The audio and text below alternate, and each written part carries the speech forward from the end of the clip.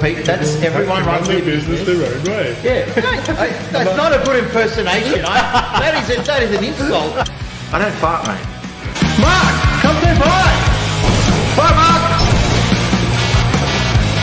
Keep it simple. Wait up.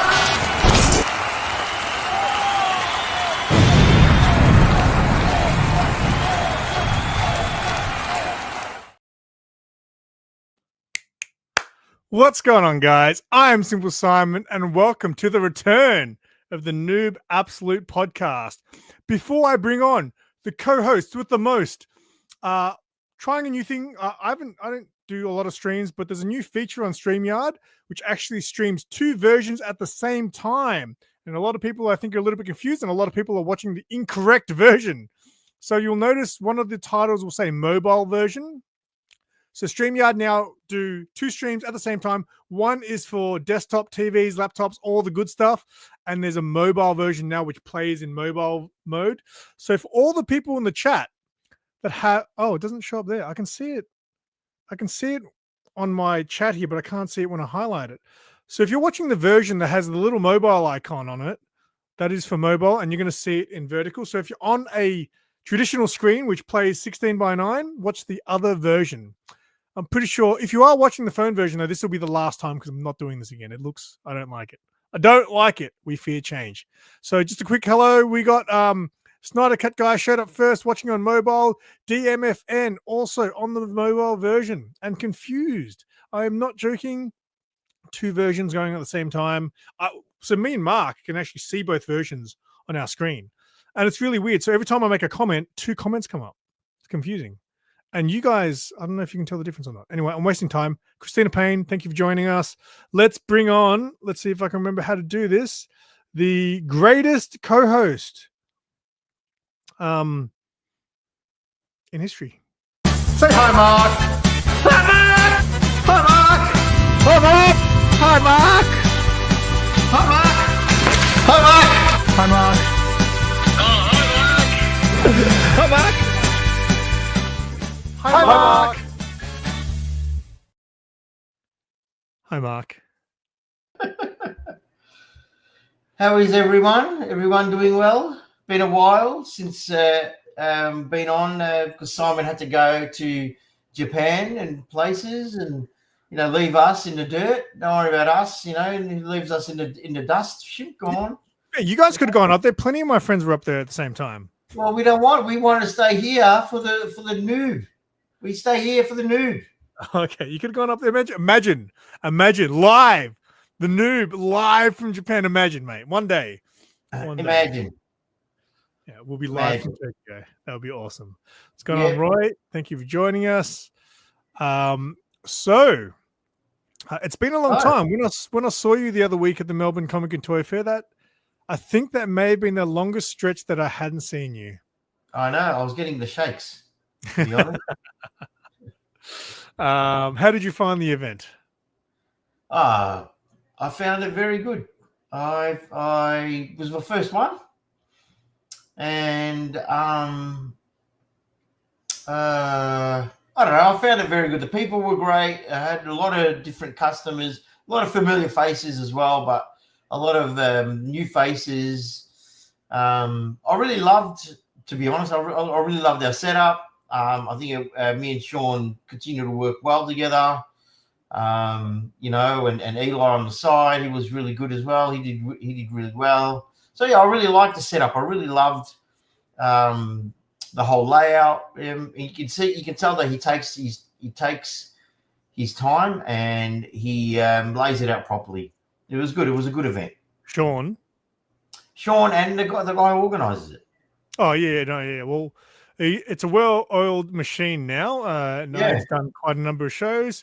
He even said once he used to sleep in the car park overnight the day before the event. That's how stressed he used to be about them. And now this one, he was like, "This is the first time I slept at home." So yes, yeah. But it's good to see you there because I was saying to people, I really like that Mark's. I mean, it'd be cool if you were actually just, a customer there, but it's good to see you at those events because back in the day you used to have to be at the shop So you never used to be at those events. So yeah, I mean, I did have a look. Had a bit of a walk around, and I did it in 2 halves. So I did one half when it was a bit slow, and then I did the other half a bit later on. But it wasn't really much I was looking for. I was looking for some of the new releases in the McFarlane Batman figures, but they haven't been released yet. So what ones were you looking at? What ones were you looking for? The Batman in the Mobius chair. Oh, yeah. What about this one? No, not after that one. That's a good looking figure, though. It's a good looking figure. I'm not saying it's not, but I wasn't looking for that one. You and Catwoman. I knew you would get that one. I did not go to the shop intending to buy it, but I got FOMO because Andrew was like, the wholesale is already sold out. I overheard him say that to another customer who was picking one up, and I was like, hey, you better throw one of those on my pile. Isn't that always the way? Yeah. They knew. They saw you coming, man. Good salesman, that Andrew. That's that cat guy. And they're releasing. They're doing a Mr. Freeze, Arnold Schwarzenegger, Mr. Freeze. You know how that was a builder figure? Oh, that's what I was going to say. Didn't they already do that? Yeah, they did that. They did it as a builder figure, but they're releasing it as a normal figure when it lights up as well. Mate, so I want to get that one. Have you got the builder figure? No. I was going to say, if you had that, just give it to Jin. He'll make it light up. No, I'm not going to. No, I don't. And then there was they're doing what's that robot that Batman built in the comics? Oh, come on, quick! I want to get it before anyone else does. It's like some security type name, like Deadlock. Yeah. What's his name? Yeah, someone. Right, that they're releasing that. Yeah, that's about where I stopped reading Batman. Yeah, so they're releasing that, and they're releasing another one. I can't remember. I've got four on my waiting list. So I can't remember the fourth one. But yeah, I was hoping they would be released already, so I would have got them. Wait, so the Morbius chair, is that Batman comes with the Morbius chair? Yeah. Wow, that'd be an expensive one then, yeah? Yeah. Oh, it wasn't too expensive, but I'm hoping that it's got a stand, like it's got a stand, so at least it looks like he's floating. That would be cool. But I didn't find anything. I didn't find anything that I liked. I looked around. There was some stuff here and there, but not anything that I really loved. Not like in the Geelong one where I bought that Geelong one. I bought a poster, an original print of First Blood in a frame. Oh wow! Yeah, that's from awesome. Vintage Archaeology in Geelong. Retro Archaeology. So I bought it from their store. It was really well priced. I had some birthday money, so I bought it with that. But it was really nice. I came home and Nina was like, "Where are you going to put that?" Yeah, and I was like, "Yeah," and I was like, "I don't know. I'll work it out in the garage." Have you? In the garage. Have you been to the Retro Archaeology shop? Not yet, but I want to go. I know it's in my neck of the woods. I just haven't had time. Yeah, that's a cool little store. And you got right next to Pop Culture, so you can go there for the vintage and then go to Pop Culture for your bloody new multiverse DC stuff. Yeah, I can if I wanted to, or I can just order them online. Whatever. I'm scared to go. I'm scared to go into stores now. Why? You go into a store and then you walk out with more stuff that you planned. Yeah, like me with the Catwoman. I went there to pick up 2 other figures, and I walked out with that Catwoman as well. Yeah. Are you gonna set her free? Are you gonna set her free? Of course. The only thing is, right, so with my McFarlane, it's so weird, right? I'm a DC guy, right? DC guy. My DC McFarlane shelf is not even half as impressive as my Marvel shelf looks great. You should see the figures on my Marvel shelf. My DC shelf is pretty lackluster, but you know what? I just realized, and I literally just thought this then. I don't think it's because I don't go buy those figures. It's because McFarlane, all he wants to make is 500 versions of the same freaking character. That's so stupid, man. Like, I don't give a shit about Why would you do Jokerized versions of all these characters? Who actually buys that stuff? Because it sells. People buy that stuff, man. Ugh, what a great looking poster. I know, right? First Blood. Yeah, I might need that in my life too one day. Got lost in the mobile version. No, like there's so many characters he could make. Like he started to do some of the newer characters, like characters that wouldn't, like for example, Ghostmaker, right? He's a fairly new character. Most people, unless they're pretty up with modern comics, wouldn't know who Ghostmaker is. That figure sold well. You know why? Because he's a great looking character. He's a great looking action figure, right? So it sold like hotcakes. Man, like I don't want 500 different Batmans and Jokers and Harleys. Oh yeah, that you're the reason that he makes those things. Look at my cabinet. All the Batmans. And he won't even like, how long has it taken? Has that Zatanna figure come out from McFarlane yet? Is Zatanna? I know there was Zatanna. I know there was going to be one. I don't know if it's come out yet. I don't know. I ignore anything else but Batman. There's some great characters, man. You just love Zatanna. You love the legs. But I want to create the teams. Like for example, I bought Starfire, right? Great looking. That's a great looking figure. However, not practical. I'll give you some more spiel on McFarlane before we get into our main topic. Like McFarlane make good looking figures. They make terrible statues, but good looking figures, right? But they don't make practical figures. Is that fair? Okay. Well, I don't know. What are you? What are you referring to, sir? Okay. Well, let's use Starfire as an example, right? What's going on, Mitch? She's got high heels, right? So she's pretty hard to stand up. Like, and because of her amazing hair, which looks great, her hair looks fantastic, but because of the weight of the hair, it's very hard to just balance her. Especially when she's wearing heels. So it's not only McFarlane. You have to have the stand. Now, I got the She-Spawn figure as well, right? She-Spawn looks great, looks fantastic, real good detail. Weapons are awesome. She literally cannot stand, like without a stand, and even with a stand, she falls over. But she literally without a stand cannot stand. It's not only McFarlane. Look, the DC Direct released the Alex Ross figures. They released a Zatanna figure with the top hat and everything, and she had high heels, and you couldn't get her to stand. Not even with the standards. And I have trouble with Black Canary. Black Canary's got heels, boots. And I have to lean her up against Green Arrow, like in a sexy way, just to get her to stand. I feel like they should make all the high heels more like. I've got other high heel figures that are fine. I've got the Mayfix Harley Quinn Suicide Squad. Yeah, but how much are you paying for Mayfix? I got that one for $50. That's but they're very high, much higher quality. Yes, true. Figures. So one of the things I wanted to do, I had Starfire. Obviously, I've got Red Hood. I was like, oh, now I need to get Roy Harper because then I can build the new 52. So I got myself a secondhand Roy Harper. But I want to build these teams from my DC shelf, but I just can't because McFarlane won't release the figures. He will eventually. Just give it time. He won't. When you mean eventually? He's done. He's only got the clock is ticking. He's not done. What do you mean he's not done? He's still going to be going ahead. I personally think he's going to keep going, doing the adult stuff, like for the adult collector, whereas the other part of the licensee is going to be more for the kids line. That's what I think.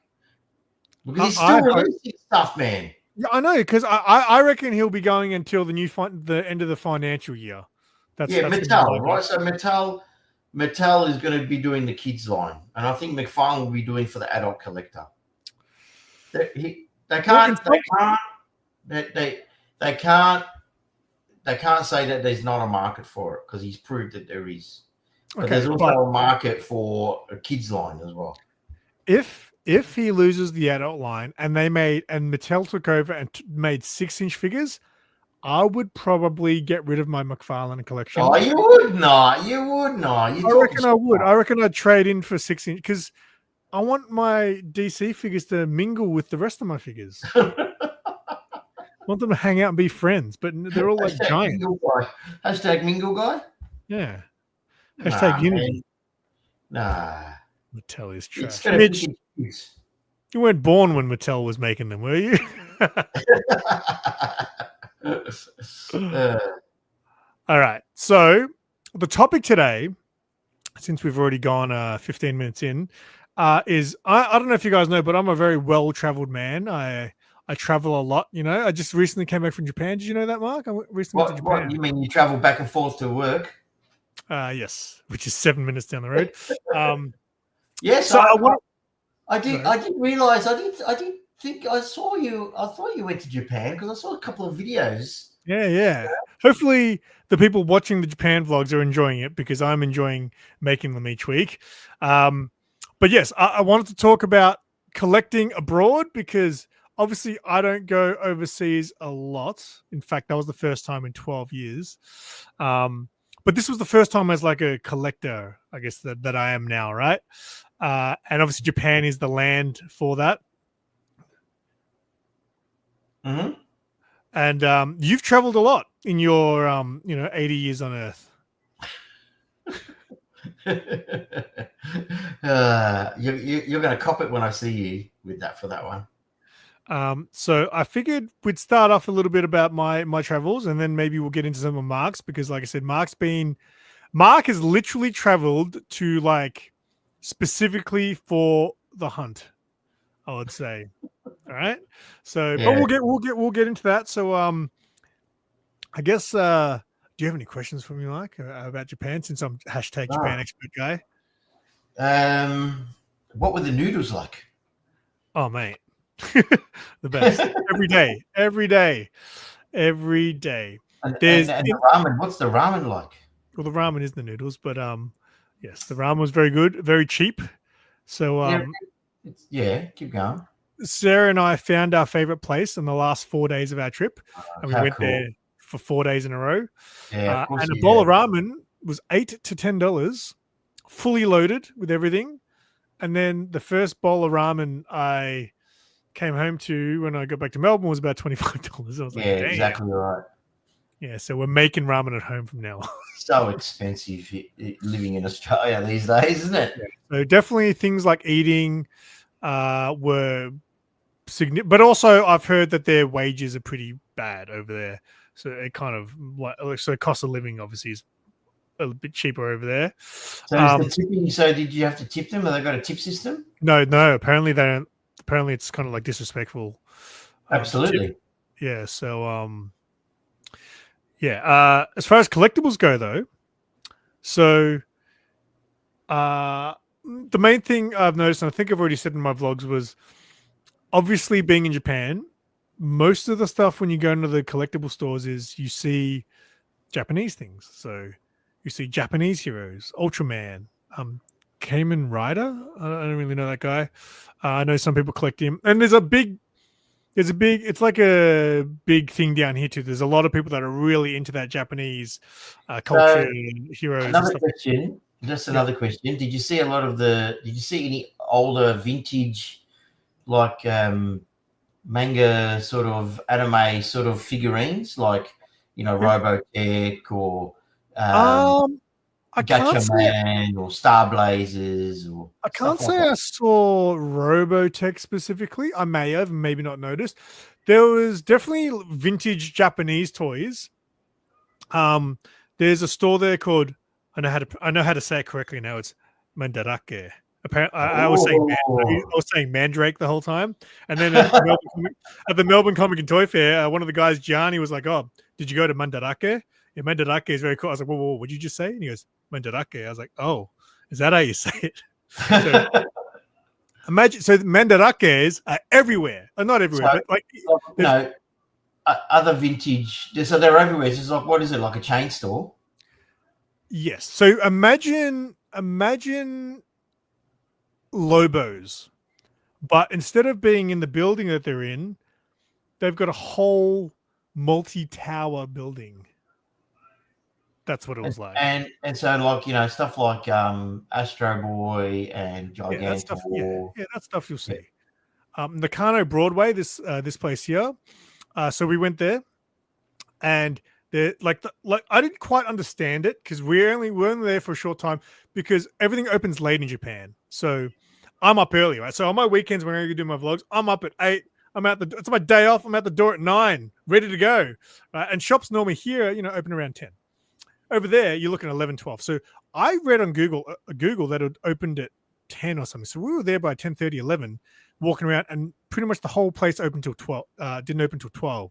So, but that whole place was pretty much mandarake. Each level had like different mandarake stores all over, but each one was themed. So there was one that had like your vintage toys. There was one that had hot toys. There was one that had just Mech Warrior, Robotech type stuff. There was one with, and then you found the one that you were into, right? So it took me a while, but I found the one that had like the stuff that I've been to, like, Predator stuff or Aliens. But there was a shop in there called Robot, and they had like stuff that we would look for. So I actually found a vintage Predator figure. And you know what? It wasn't super cheap. It was complete though. But I bought it just for the fact that I found one in Japan. But if you go to find the toys that we collect here, like your Star Wars Black Series or your multiverse figures, all that stuff is about the same price, if not more expensive over there. Yes, it's definitely better than Baroni Mall. Den Town I also went to as well. So they've got entire districts where the whole area is just all that stuff, which is pretty crazy. But yeah, so all those figures, your Marvel Legends, your Star Wars Black Series, your McFarlane stuff, all that stuff is about the same price, if not more expensive. But then all those other brands, the stuff that I like, the Figure Arts, the Mayfix, all that stuff is way cheaper over there.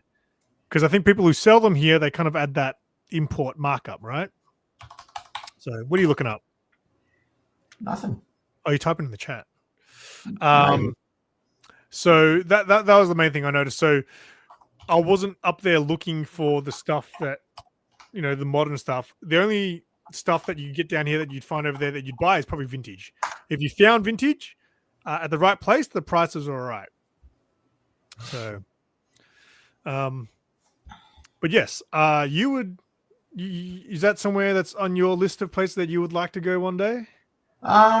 Probably, yeah, I would love to go to Japan, absolutely. But probably more for the culture than the less for the anime stuff or the collectibles. I'm not into a lot of Japanese stuff. If anything, I'd probably visit some, yeah, but more for the vintage because I'm 80 years old and I love my vintage stuff, like Gacha Man and Star Blazers and, all that sort of Robotech sort of vintage anime stuff. Yeah, I absolutely fell in love with that when I was a kid, and I'd love to see what they have there. Modern, even if they've got modern versions of those series. But that's what I would probably go looking for. But more, I'd love to. Me and Nina would love to go to Japan. It's probably one of our next destinations that we're probably thinking about when we save enough dough. We would love to go. Hey, I made a rhyme. Hashtag rhyme guy. I was very much trying to find a comic shop because comics over there are manga. Okay. So I did happen to find a American comic shop, I guess you could call it, right? I did happen to find one. So I did do a video there. It was very small. And I was actually surprised to see what they had. So I came across one store which was just a general collectible hobby kind of store, and they had a little manga section. And then they had this little shelf with just DC Marvel stuff, right? And all that stuff was trade paperbacks, but Japanese. I've got one here to show you, but Japanese versions, right? So I bought this because this is one of my favorite books, and I thought, I should get the Japanese version. Nice. All right.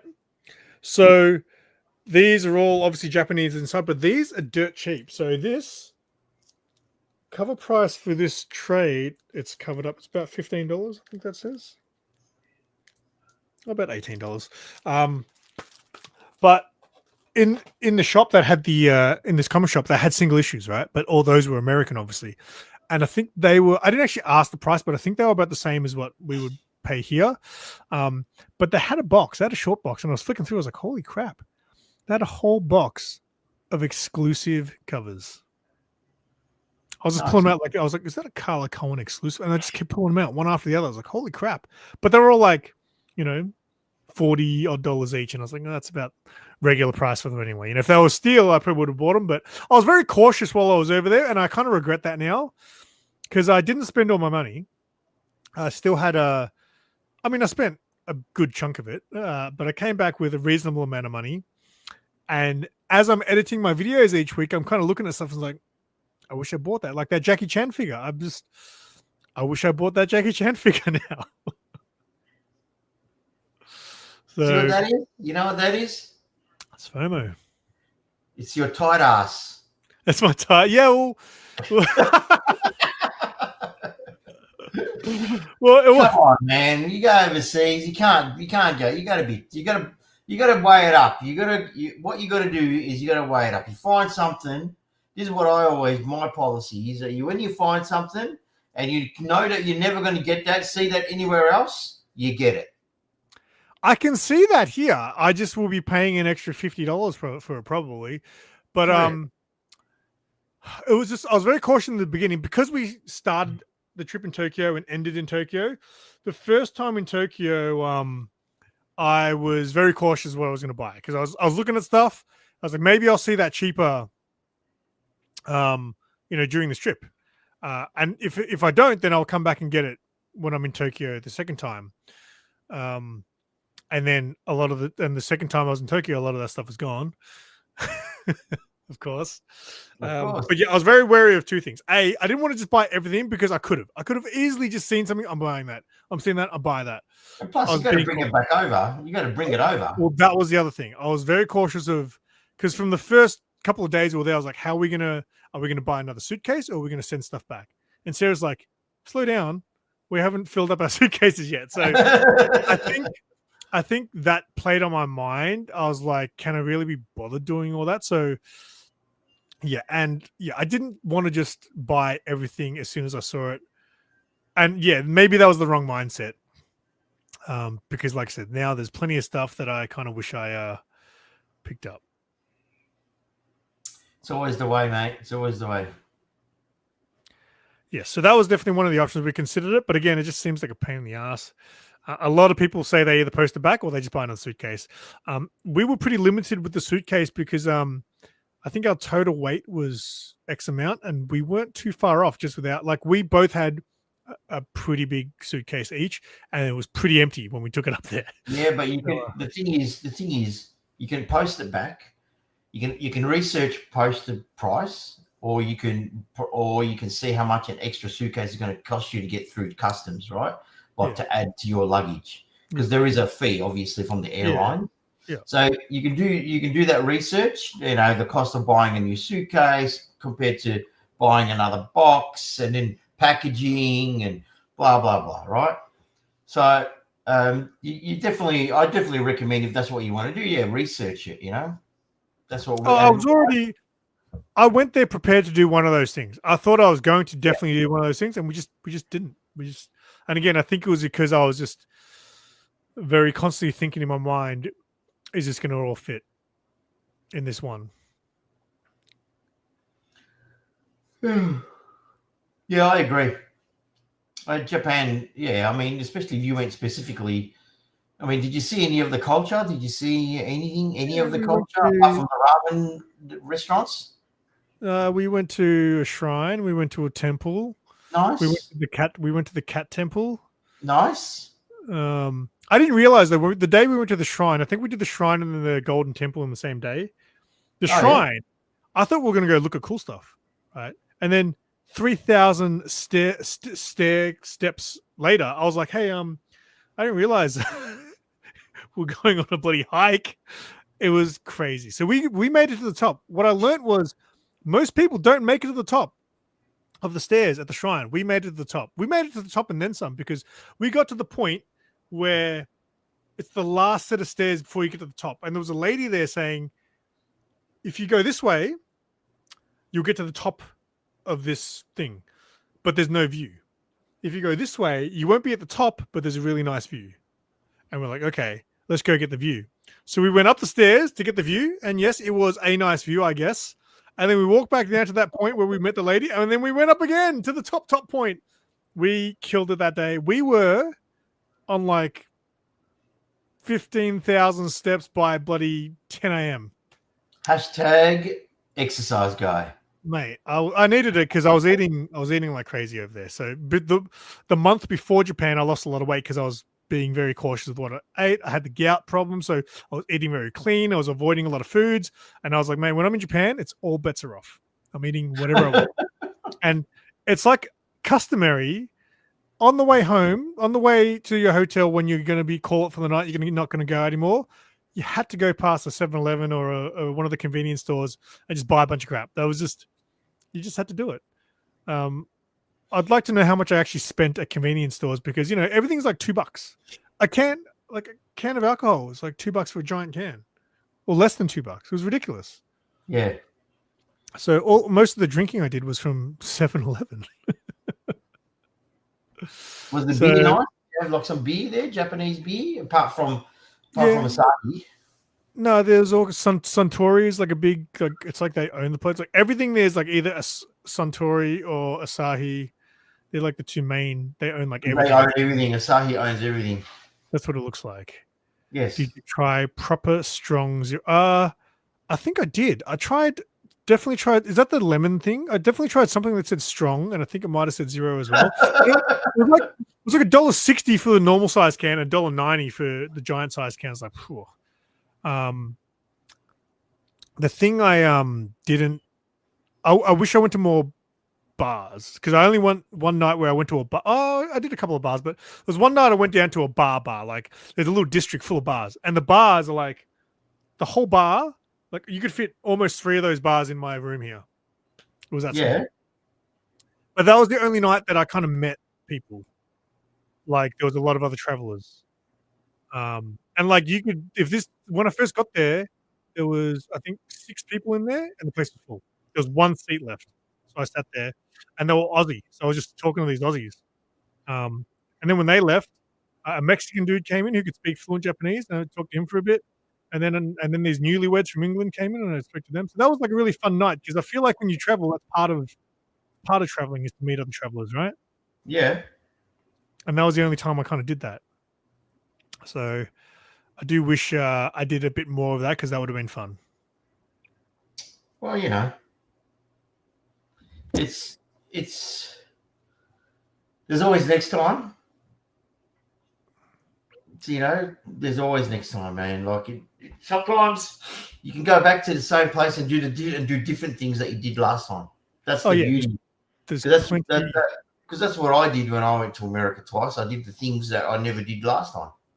The first time I went, I wanted to go bar hopping, in New York. I wanted to catch a show in Broadway, and I wanted to go to Disneyland, so it's things you do the second time you're around that you didn't do the first time, So there's always a time to do that again.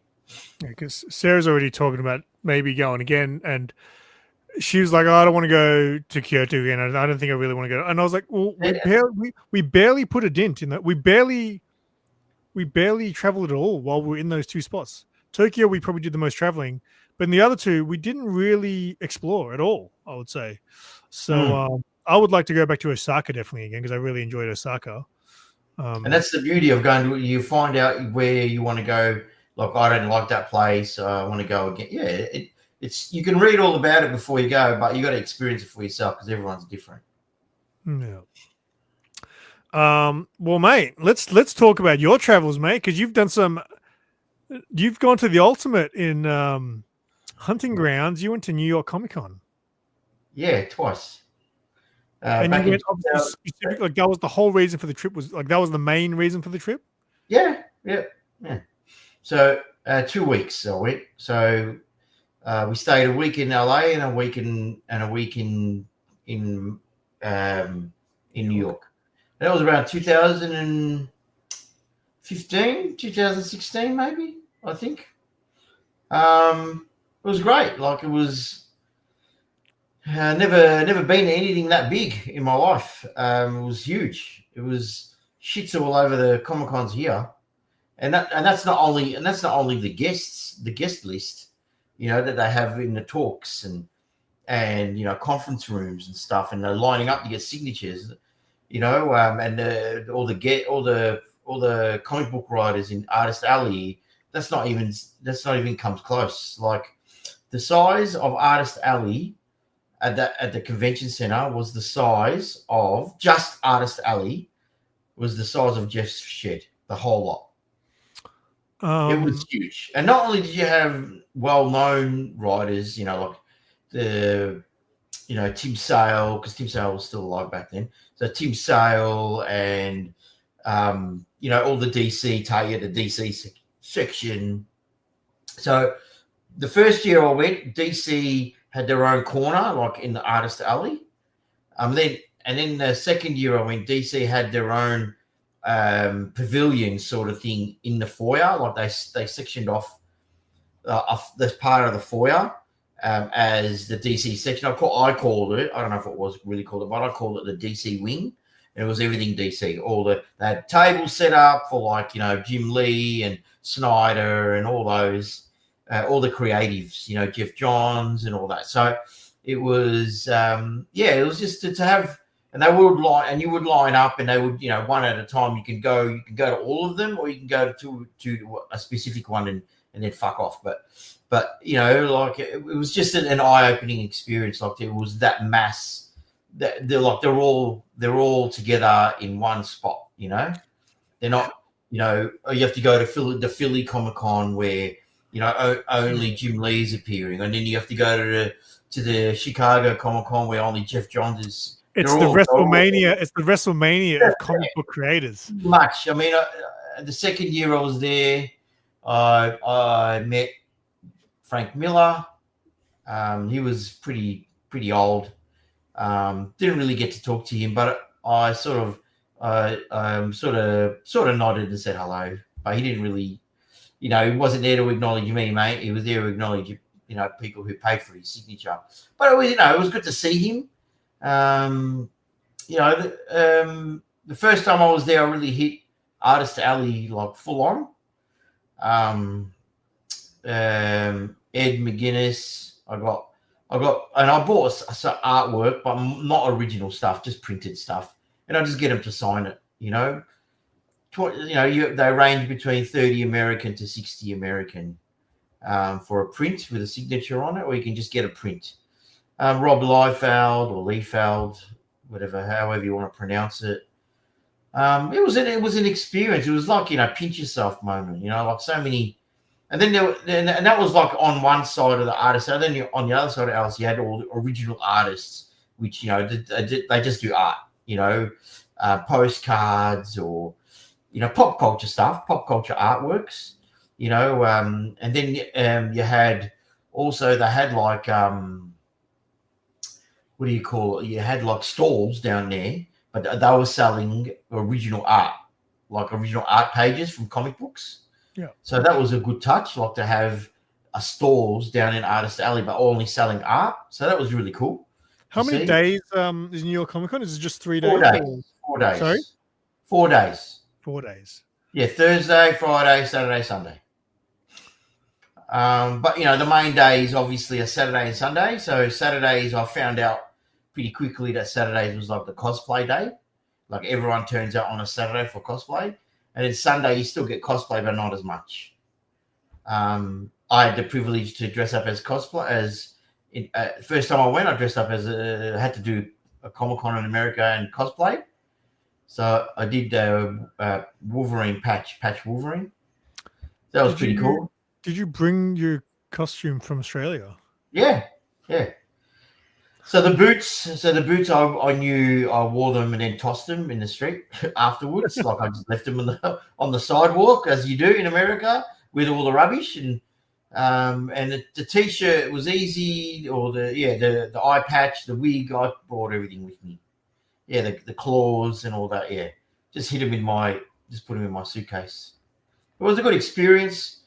The store floor where all the stores are was immense. It's just you needed at least 2 days easy to go through every part of that, and luckily, yeah, you can't do it in 1 day. It was huge, and you miss stuff. You go over the same stalls, and they might bring out something different on the other day, especially if they sold something on the Saturday. Same store might bring out more stock. It was an experience. What are the hours? Is it just your regular 9 to 5, or do they go till nighttime, or? No, we just went to maybe about 6 or 7, and then sometimes they have events afterwards, like at a bar. Like if you paid VIP, you get an invite to go to a bar, and with other people, like-minded people, but some of the artists come along as well. I never did that. I went the first time I went as a vendor. A friend of mine got a vendor ticket, like a comic book shop, he was a comic book shop owner, and I went with him. And that was a different side. You see a different side, because I got to go into the meetings with, like where the comic book companies tell you what's coming out, sort of thing. That was interesting. That was like on a Thursday, I think, morning, and they provide breakfast and, like a buffet breakfast, and you go in and you have a meeting.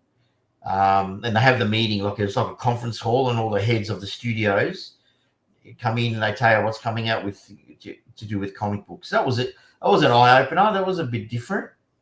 And then I went, and then the second year I bought a ticket. So that was I went as just a customer. I was lucky to get a ticket, to be honest, because they didn't have the ballot system back then. So I just had to sit in the middle of the night. I think it was 12 midnight, and buy my ticket straight off. So it's a sellout, is it? Yeah, well, now they have a ballot system like San Diego. San Diego has a ballot system and a loyalty program. So if you bought a ticket the year before, you get priority by this year, or like the year after, and the year after. That's crazy. How's that fair for any new people who want to come? Well, not everyone's going to go every year. So, some people probably won't afford it, or they can't go. So they open it up. So, I mean, that's how, it is. It's not right. It's shit. When you bought your tickets, was that like for all 4 days? Yeah, all 4 days. Wow. And you went all 4 days. That's crazy. Yeah, absolutely. Yeah, well, I guess you can chill a bit more the first couple of days. You don't have to stress about seeing everything the first 2 days, and then the weekend you kind of go.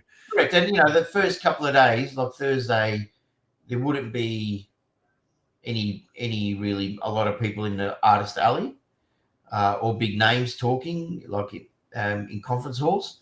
So you fly 25 hours, and I'm not going to go for all 4 days. I paid for a 4-day ticket. I'm going to go 4 days. So how much does it cost for all 4 days? What, tickets. like just tickets to go there? Just a ticket to to New York Comic Con? Yeah, for 4 days. Around, I don't know, about $200, $200. That's all right. Australian back then. Yeah, so it's like $50 a day. That's all right. Yeah, it'd be more expensive now, about $250 off the top of my head. You can look it up now, but it'll probably be more expensive than that. But it was totally worth it. I mean, the first year I went, I was like jaw-dropping experience. And then the second time I went, it wasn't as jaw-dropping, obviously, but I still don't regret going the second year after, like the year after, because I experienced different things. It was a completely different thing. Like I had a different experience, which I was happy with. Like I had some grails that I wanted to find. Yeah, I was going to ask you, was there anything you went there thinking, all right, these are on my hit list? Well, I bought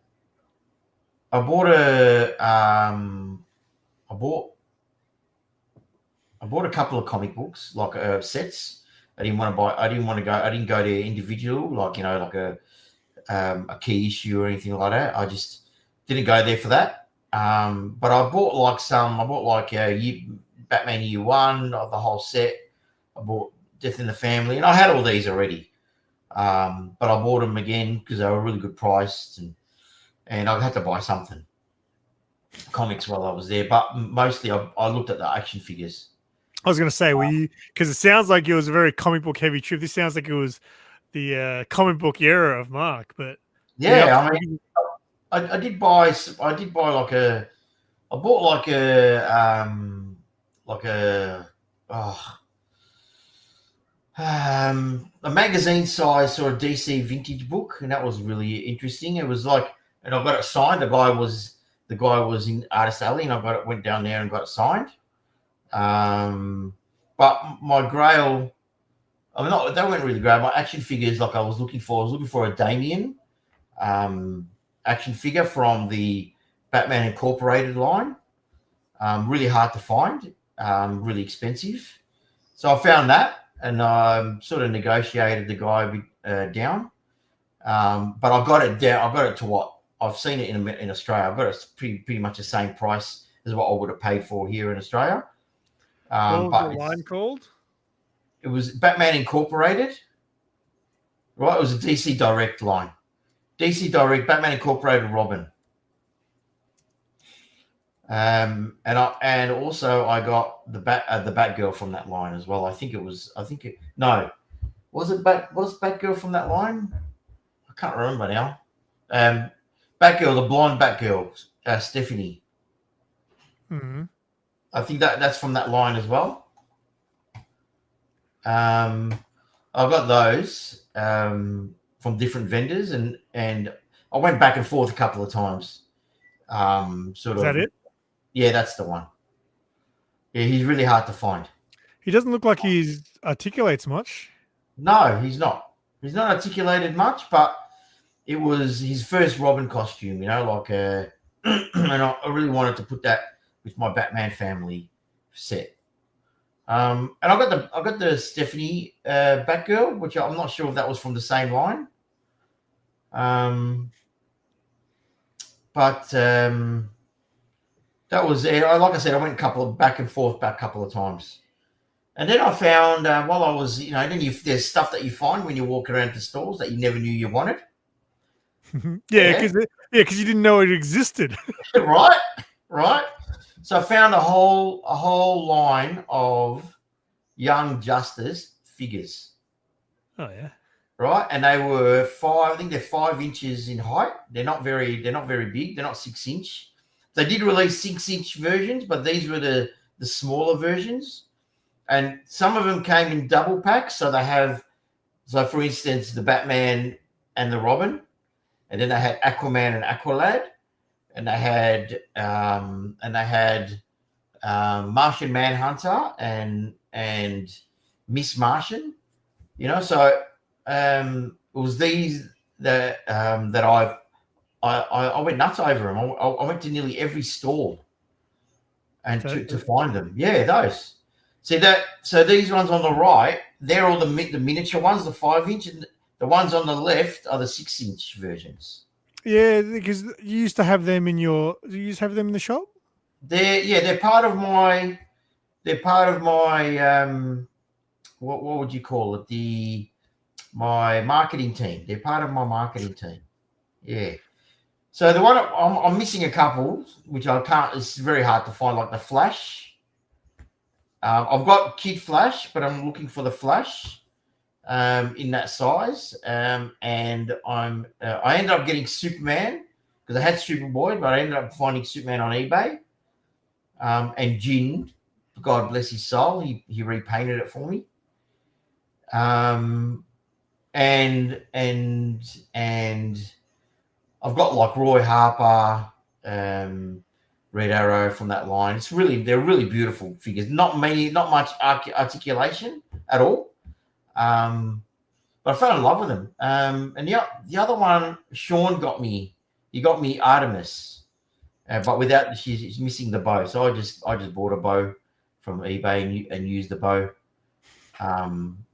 when I overtake shots or photographer. But yeah, so it was stuff like that I remember, stuff that I didn't know that I wanted.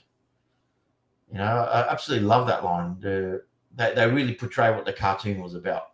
The look of the cartoon was great. But tell me. No, I was going to say, yeah, there was a lot of statue wise, because I don't really collect statues. There's a lot of statues, like the DC Marvel statues in Japan, that I'd never seen before, because I think they're a brand that we don't get here, but they're like $30-40. So like really cheap, Yeah. but they look good. And I remember buying. I bought I bought an exclusive while I was in Comic-Con. They had an exclusive Batman 66 and Robin 66 climbing the side of the building. That iconic sort of scene. Yeah. Where they climb the side of the building. Wait, who made that? The same. Not McFarlane. The person who did it before McFarlane. NECA? I think it was NECA. It may have been NECA. But it was a Comic-Con exclusive. Because didn't Jin get you something similar to that? He did, yeah. Yeah. But I kept the one that Jin gave me, I kept it in the bubble packaging. And the other one I pulled out and I put it out on display. So I do have it. Is that it? I don't know. It hasn't come up. That's the one. Yeah, it's really awesome. It looks great. It looks fantastic. I love it. You know what I regret not buying when it came out when I used to work at JB? Tell me. The Batman 66 box set. One of the first ones that came out. It must have been DVD, and it had the little Batmobile in there. Blu-ray. Is that Blu-ray? I've got the Blu-ray box. I've got the Blu-ray box set, just a regular box set. But I remember when it first came out, I had the Batmobile in there. It came out in two versions. It came out with the Blu-ray box set, and it came out with the deluxe, which came with the car, which I got. That's the one I got, and I've still got that. Yeah. Did you take the car out? It's awesome. Huh? Did you take the car out? No, of course not. The car. I've got plenty of cars. I don't need that car. I've even got that Corgi car. I've got an original Corgi. Yeah, Jin finally got one as well. So I found one on eBay and I was gonna buy it, right? And I'm sure it's not there anymore. It was $30 or $29 even. Yeah. But it was completely cooked. Like it was completely stuffed. So it was so stuffed, it wasn't black. It looked like almost like a chrome silver. It was so cooked. But I thought, how good would it be if I got this and then got Jin to see if he could just. Did it have the figurines in it? I can't remember, but I doubt it, considering the condition of the actual. Yeah, tiny figurine. They came with these tiny. I still got mine. Mine don't have that. Mine one's broken. My one, all the windows at the front are broken, and mine's pretty scratched up. You won't be able to see it on the camera, but but the good thing about mine is that it's the one I used to play with when I was a kid. So. Yeah, well, that's beautiful. That's awesome. That's awesome. Jin bought one when there was that Batman sale at Aaron's. He bought one there. But his one looks pretty good. Did he paint it up? No, it was in really good nick, his one. Oh, good. He said it wasn't cheap. It wasn't cheap, but it wasn't a terrible price for what it was. Good. Yeah, so is there anywhere else? Is there anywhere you want to go else apart from Japan, mate? Well, here's the thing, right? So Sarah's just hinted, oh yeah, I want to go back, and in my head, right, because the reason I don't travel a lot is because I've never been good at saving money. So God bless Sarah for finally making me save money. So in my head, I don't know how many times I'm going to travel in my life, right? Because of the fact that I've never saved this money to be able to do these things. So in my head, I was like, why would I go? I mean, I'd love to go to Japan again. Don't get me wrong. I loved it there, and I would definitely go back. But in my head, it's like, well, if I'm only going to go away so many times, wouldn't I go somewhere different each time? I know with Sarah obviously doesn't like being out of her. She likes her comfort places. So the fact that she's been to Japan now, she's experienced it. I think she would feel more comfortable there the second time, or third time technically. She was a kid when she went the first time. While going to a whole new place would probably be a little bit more jarring for her again, because the first day in Japan, it was a struggle to get Sarah to leave the room. She was just had an anxiety attack. It was just all overwhelming for her. And I said, let's go to the shops. Like, everything here is stuff that you love. You know what I mean? Like, there's freaking Sanrio and Pokemon shit everywhere. You'll love it. And then when she got out, it was fine. But that first day, she was really struggling mentally to just get out. Batman Arkham Knight Batmobile edition that Warner Brothers recalled. What's that? Really want to go to Ohio. So many vintage toy shops there and great Ohio. Yeah, see, that's the thing. Like, Japan is like, you go there and there's all that stuff that you love there. Other places, it's not going to be as readily available. So you kind of have to. But that's the hunt. That's part of the hunt. You Yeah. go there, you look on Google Maps, see comic book shops near me, and bang. That is the thing. We didn't. So to find the really cool stuff, that the stuff that I probably, places that would have blown my mind would have been ones that would have been holes in the wall that you kind of just, you really need to know, like, that you're going to go there. You know what I mean? Like where we were really popular parts, of town. So I didn't get to really find those holes in the wall, that would have blown my mind. So, but yes, look, I've always wanted to go to America, obviously. But just, I don't know, in my head, like, the reason Japan was such a big deal for me was I hadn't been to overseas for so long. I don't know how many times I'm going to be able to go overseas in my whole life. I didn't want to go to somewhere like America or the UK as much as I do want to go to those places, because I feel like when you go to those places, it's not too different than being here. America would just be, everything's bigger. Everything's more, big, steroids. UK, everything's more, I don't know, expensive. Japan, I wanted to go somewhere that was going to give me a culture shock that made me feel like I was really in another country. God bless you. Thank you. So Japan is definitely that place that's going to give you a culture shock, man. It was just really. I think if we organised a couple of us boys, go to a Comic-Con, doesn't matter which one, to America for 2 weeks or a week, whatever it may be. I think you'd have a good time, and I think you would be culture shocked about, and America is maybe not the best place to live at the moment, but it'd be a great place to visit still. I have no doubt. And if you go there with a purpose, I mean, LA has got other things other than comics. Like it's got great music scene. The music scene in LA. There's a great music shop in LA that you would definitely have to go to. It's like JB Hi-Fi on steroids. Like, I'm talking steroids. Dude, yeah. Went to the next episode of Simple Japan, mate. We go to Tower Records. It's like 8 levels of music. Correct. And so, stuff like that, that you would see, like you said, bigger and not necessarily better, but definitely bigger. But there are other places you can visit. Like, obviously you would want to, if you're going to go to LA, you got to do the studio tours, and you go to Disneyland and stuff like that. Yeah, right? the thing is, if I go to US, just quickly though, yes, I did go to Nintendo stores in Japan. I went to many of them, and I didn't say America was like UK. I just said America and UK wouldn't be too different to Australia. I know it's different, but it's similar feels with everyone speaking English and the same foods and things like that. Yes and no. It's yes and no. It's not. It's not exactly. That's not. It's yes and no. Obviously, the culture is like, American culture is. Yeah, pretty out there, and obviously UK would be different. I absolutely understand, but what I was saying was, you know what I mean? Like, I just feel like I mean, Japan's another language. Like a lot of that was one thing I was fearing, was the language barrier, and a lot of people have asked me, like, what is it like, right? And before I went, I was asking people, am I going to struggle with the language? And like every single person said to me, "No, you'll be fine." Yeah, they speak English. But guess what? Here's my answer to that, though. No, not everyone speaks English. You will be fine. You will be fine. But it's like when Nina went to Italy.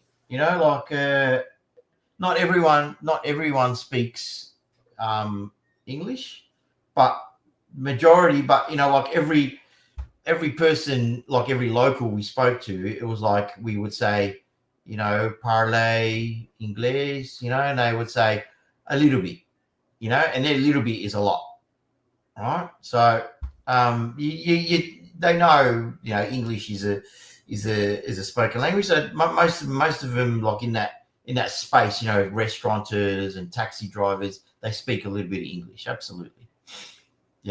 So it's not like completely where you resort to sign language. Well, Sarah was really good. She learned Japanese in school, so she can't really speak it, but she went and relearned all the basics that she would need to know. So she could go through a full sales process in Japan without using English. She would say hello. She would say yes or no, I need a bag or not. I'm paying with card or cash. Thank you. I would go up and go. And So here's the thing, right? yeah. I learned how to say thank you, right? So everyone's like, it's arigato, right? But you say arigato gozaimasu. The gozaimasu apparently is just like a nicer, more polite way of saying thank you. What's up, Lee? So get this right. I said it good then, right? Arigato gozaimasu, right? I can say it. But every time it came time to perform and actually say it to a Japanese person, I messed up. I didn't even know. But I can say it. I can just say it now. Arigato gozaimasu. But when I had to say it to a Japanese person, I couldn't say it properly. You're too nervous. Oh, dude. I was doing that when I was in Italy. Like, Nina had it down pat because she learnt Italian and she had a little bit of Italian. So we had a bit of we did a bit of YouTube research on the customs of how to order coffee and how to order food, and because they have a process in Italy, so I didn't want to embarrass myself and I wanted to pay respect to their customs. So, but yeah, Nina was like all over it. And the first couple of times I was like real nervous and I couldn't get it out, the thank you or the please or whatever. And I would just mess up and I would, like, instead of say the word, I would start mumbling, and then after a while I started getting it. So yeah, it is a bit of a culture shock in that sense.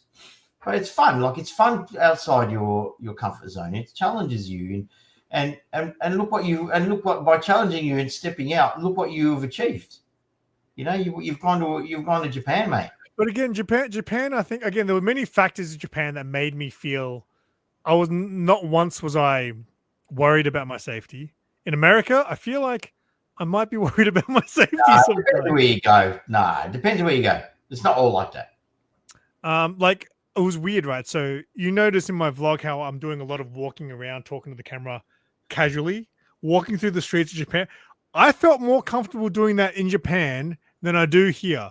I can't walk down the street while talking. Like, I do it at events because people know me at events. They know that's what I do. I can't just walk down, I don't know, Chapel Street. Welcome back to Victoria, buddy. Welcome back to Melbourne, mate. Yeah, I don't know. I would feel weird doing it.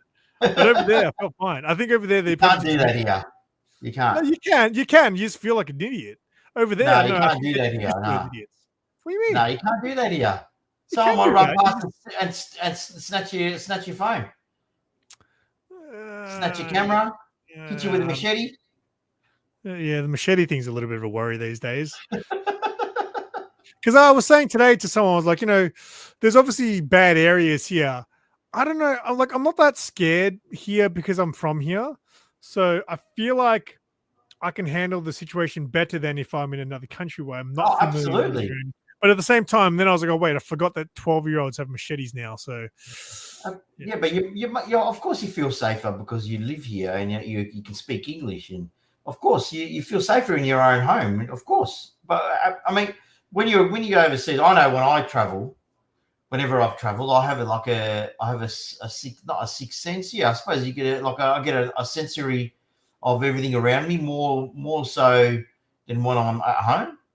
Like my surroundings, who and what are around us, and like it just goes up a notch when I go overseas. Like with all my belongings you prepare yourself. Like we spoke about it before we went overseas, and whereas Japan does seem a bit safer than going to Europe, especially. And so we had a bit of like I said, we did a bit more research on that. Yes, I am the hero. Yes. So, is there any other places you've been where I know obviously when you went to Malta, you went to a couple of shops, but what other countries have you been to? Amsterdam, in my younger years. I know that's hard to believe, but I was young once. The world was black and Um, white back then. oh, yes. Of course. Well, whatever, man. Whatever. Been to Amsterdam, been to Switzerland, been to France, and then recently went to Barcelona and obviously Italy. Did you like in that video when you talked about how you went from here to here, how the count just kept going and you'd gone to like 20 places while you were on your Yeah. honeymoon? Yes.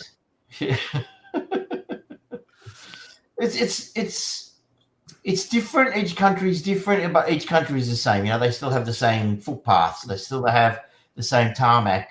Like they have same. They still have the same road rules. And well, in America, when you went to America, were people walking on the other side of the road too? I tell you what, they did have in America was I did drive in America, which I think the second year I was there. I hired a car. And the guy I was with, he hired the car and he goes, here, drive the car so you can get used to it. So I drove a little bit. And then he went back to home. He went back home and I stayed for an extra week. And I hired a car. Not a big car and it wasn't a small car either. But that was strange, driving on the other side of the road. It was just one advice he gave me was just to follow the guy in front of you.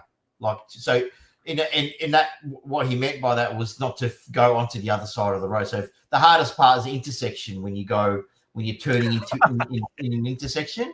You're like, what the hell's happening? Right. So you don't go onto the oncoming traffic. So that was one thing that I was nervous about. But there's a couple of road rules that I had to get used to in the States. Like in the States at traffic lights, you can turn left at any time in LA anyway. I don't know about New York or in the other state, but in LA, you can turn left at any time at traffic lights, even if the light is green, even if the light is red. So that is allowed. You can turn left at any time. Oh, okay. Yeah. So it just frees up traffic and that lane, I suppose. So if people are going straight, yeah, they would stop at a red light. But if the person in front is turning left, you could just turn left. I wouldn't even drive interstate because the roads are different. One of the guys here, Stefan, shout out to Stefan at Gats Collectibles. He said to me, "Are you hiring a car in Japan?" I was like, "No." And he's like, "Driving is so fun in Japan." I'm like, "Hell no, am I driving in another country?" In Japan, right?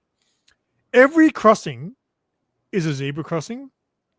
Right, so they got the bars, right? Yeah. So if that crossing has the light with the green and red man, then you have to wait for cars and you have to give way to cars until it's green man.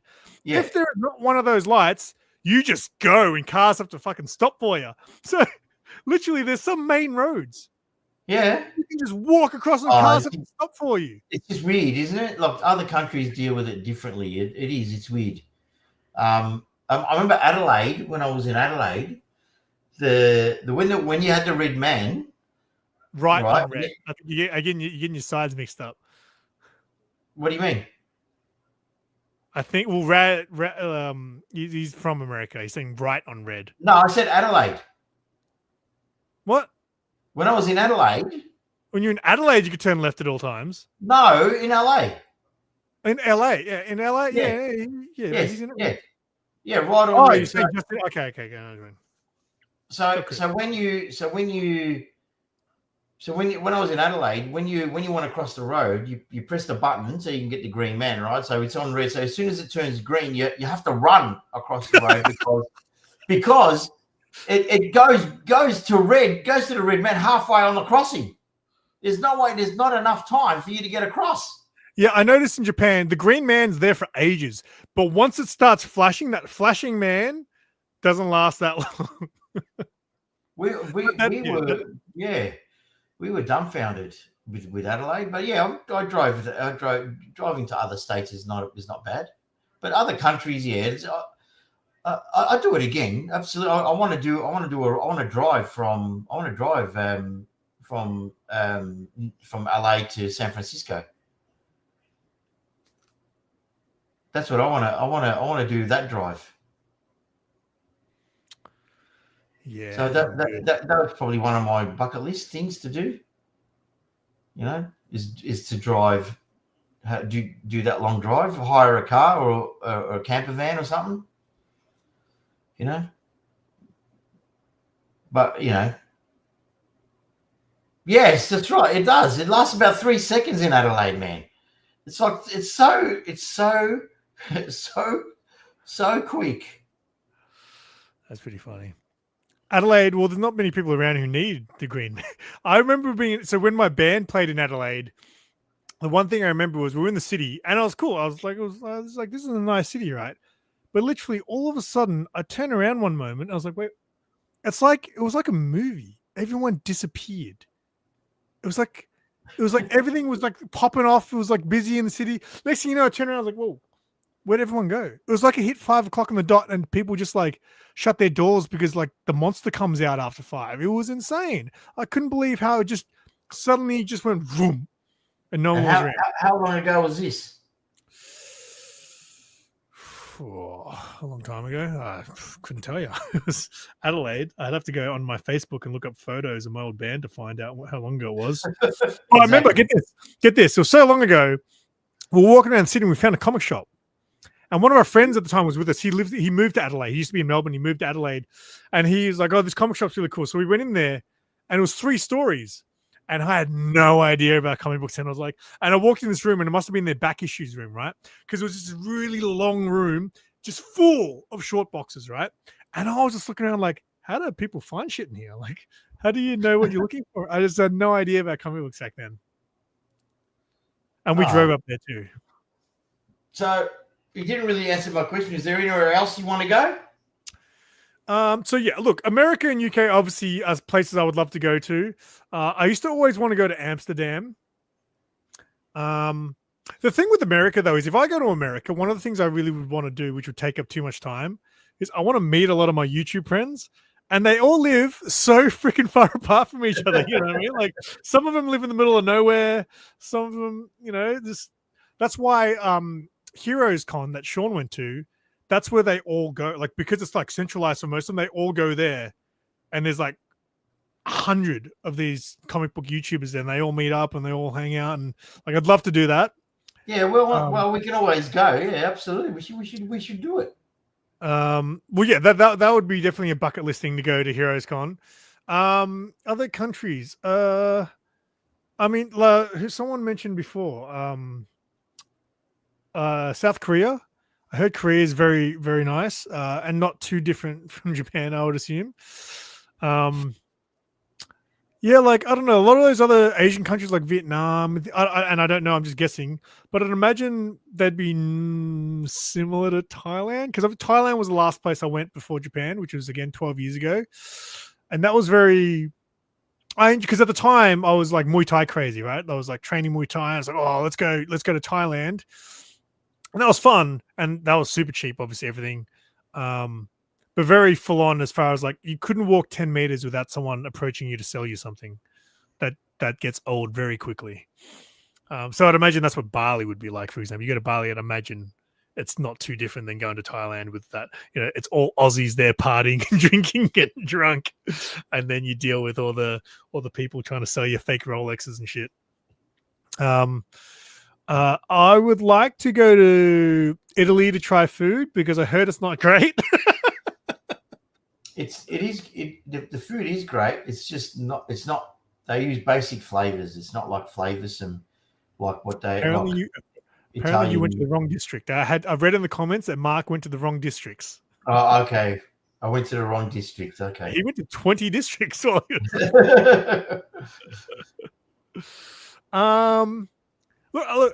America is really like, I guess since I was a kid, you know, because down here we grew up on American culture, American movies. Like America is the land of opportunities, you know. Look, I met I met some people. I can tell stories about being at Comic-Con, about my experiences, but I'll also tell you the things that I also experience with artists and conversations I've had, and because you can sit there and talk to them. They don't move you on. They don't tell you, sorry, man, I'm selling, you move. It's like, yeah, you sit there and you talk and they'll talk to you back. Some of them aren't inviting, but they still talk to you, so it was great. And that's the kind of things you ask them, questions that you're always wondering about, and that's the beauty of going and talking to, seeing these names that we've been reading about in the front cover of our comic books, where it says written by or drawn by or illustrated by. That was probably the highlight of my 2 trips to Comic-Con, was seeing those guys. I got a story for you. One of my old managers at the old place we used to work at, he was, I feel like he said it was LA. He was in America, basically. And I can't remember if he was at like a bus stop or some kind of waiting station. And some guy comes up and starts asking everyone who's waiting for change. And everyone's like, no, I didn't have any change. And he gets asked, he's no, sorry, dude, I didn't have any change. And then apparently the guy then pulled out a gun. He goes, let me ask you this again. Does anyone have any change? And apparently people pulled out some change. And where's this? I feel like he said he was in LA. But something you asked me backstage before, which I said I'll talk about maybe once we go live, and I'll throw the question back to you as well. Mark asked me backstage before if I would live in Japan. Because before I went, everyone was telling me, you're going to love it. You're not going to want to come back. You're going to get so Japan sick when you come home. You'll be sad. Everyone's saying that. And they weren't wrong. Like it was as advertised. Japan was awesome. Could I live there? Die bug. This little bug that keeps flying around is annoying the shit out of me. Could I live in Japan? I could, but I would only live in Japan. I'd have to learn the language first. I wouldn't move there without learning Japanese, obviously. I would only live in another country if I had nothing left here. If all my friends and family died, maybe I could move to another country. Or you had a very high-paying job. Oh, because then I could just come back whenever I want. Is that? No, but if someone paid you to go work in Japan, and it was very high-paying, you would go. Yeah. I mean, yeah. How much high pay? It was high paying enough that it was no sweat to fly back and forth all the time because I couldn't. Your dream job, whatever your dream job is, don't worry about the pay, but your dream job. And if they said, but you have to move to Japan, you would do it. My dream job would be this, which means, guess what, Mark? You're coming to Japan. What about you, man? What out of all the countries you've been to, which one would you or could you live in? Look, I'd love to say I'd love to live in Italy, like maybe Florence.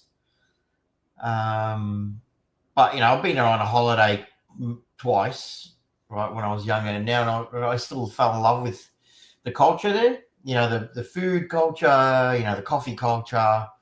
The art, the coffee better than Melbourne? Melbourne coffee's pretty good. Oh yeah. It's as good. It's not better. It's just as good. And the art, the architecture, just the history of the history part of, like, working in a town that's been around for over 2,000 years. So I don't know. I could live in Italy. Pick your town. Maybe not Venice, but Venice is just an island. I wouldn't. But Florence or Rome, I would. Depending on the job, and I would definitely live in. And I'd probably like to live in America. Maybe not in any of the big cities, but maybe in the. In another state where it's got a bit more open spaces. Yeah, Bologna, that would be another one I'd love to go to. I think that would be our next trip to Italy. Would be these other unsung towns. Still tourist destinations, but I'd love to hit some of the unsung towns and villages in Italy. But I'd love to. Yeah, America I would live. Nina wouldn't, so that's a no go. But anything with an open space, I would live in America. Yeah, and definitely Italy. I think I need to do the other. So I've only gone overseas 3 times in my life, and they've all been Asia.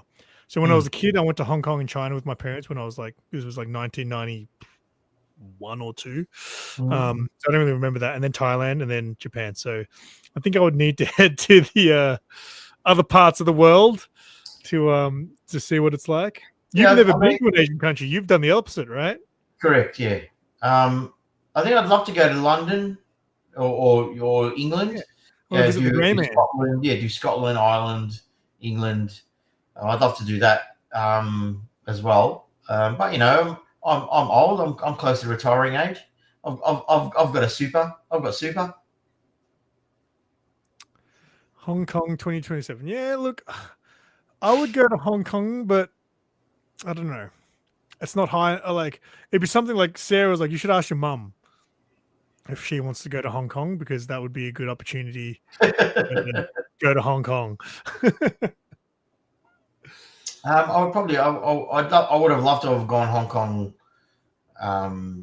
when it was more when it was under the English rule. I don't know if I'd want to go there now. I don't know. I don't know about China. I don't know. Yeah, I'm a bit scared of communist countries. They scare me. All right. We'll get ready to wrap this up soon. But what was, out of all the countries you've gone to, what's been the best thing you've found overseas? As in what? Anything.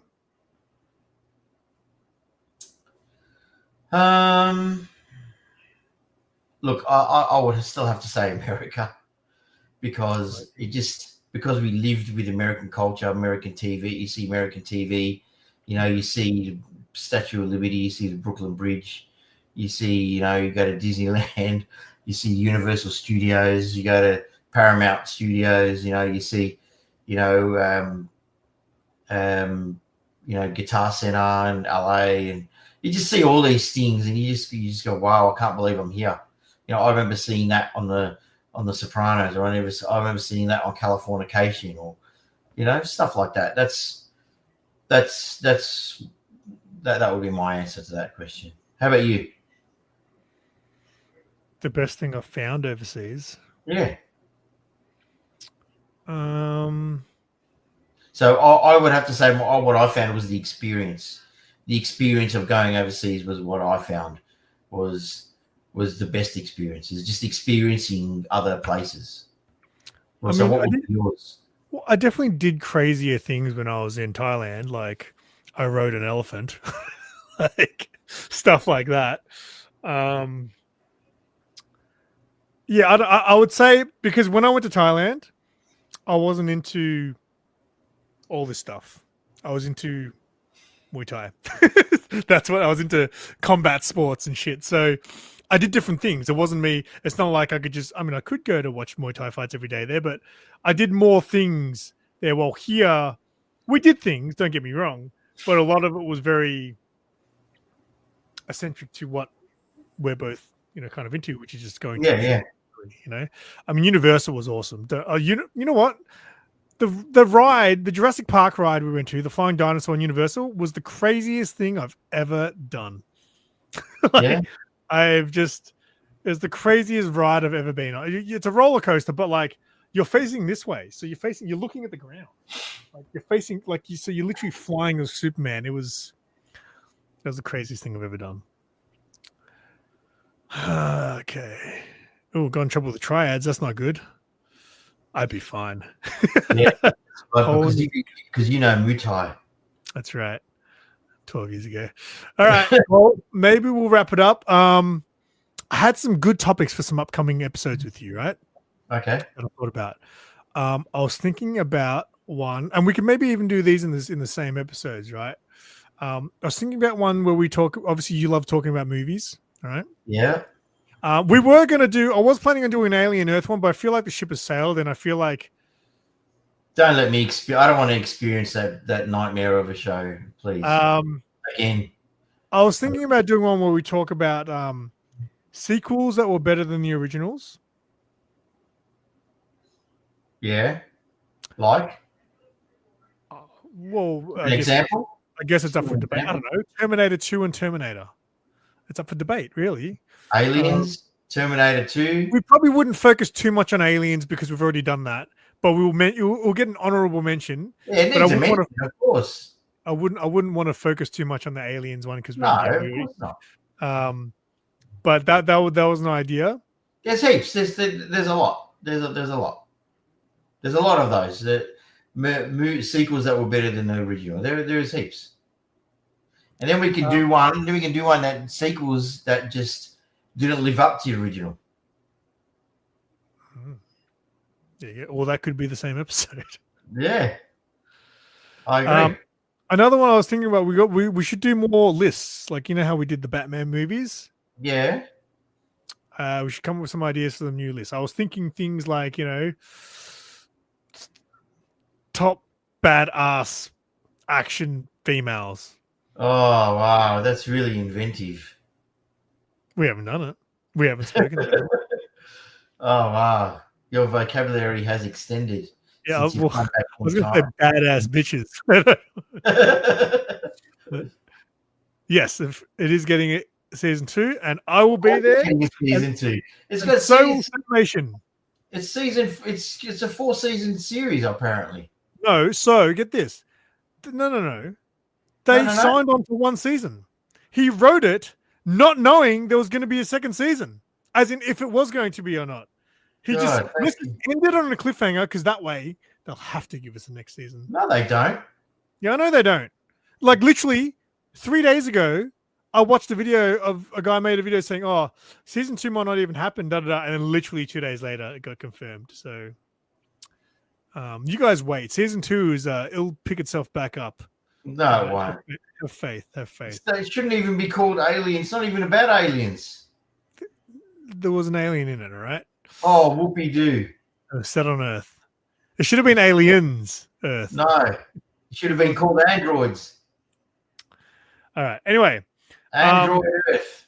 Good segue, Rad. So I will be back live. For a guy who doesn't stream, I'm streaming a lot this week. Tomorrow night at 8:30 p.m. Melbourne time, or Australian Eastern Daylight Time, it's also known. We'll be talking about Predator Badlands with Sanimation.